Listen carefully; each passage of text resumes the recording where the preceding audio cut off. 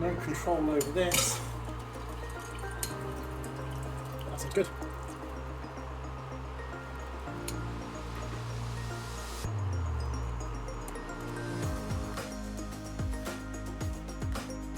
Hello and welcome to Homebrew number 50. This time we're having a shootout with the real Punk IPA to see how it compares against the Homebrew. Cheers. That's pretty good. But how does it compare to the real thing?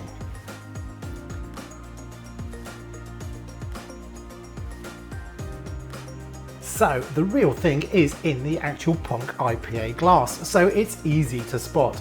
And the very first and most obvious difference is definitely clarity.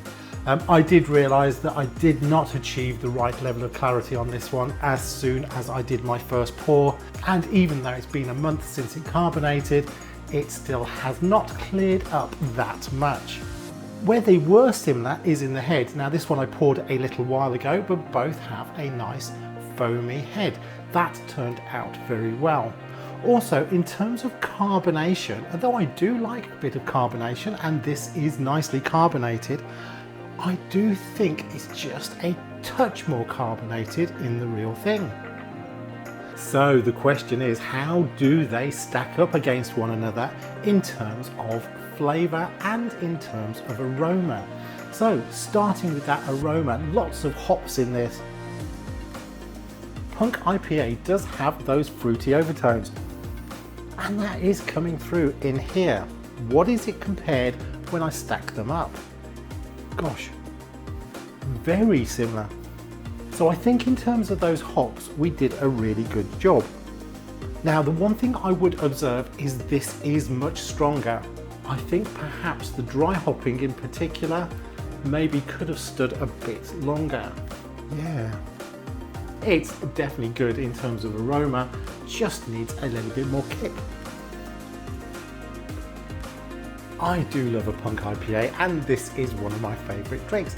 The mouthfeel is sort of light medium and it is very quaffable. Now, is it as good as the real thing?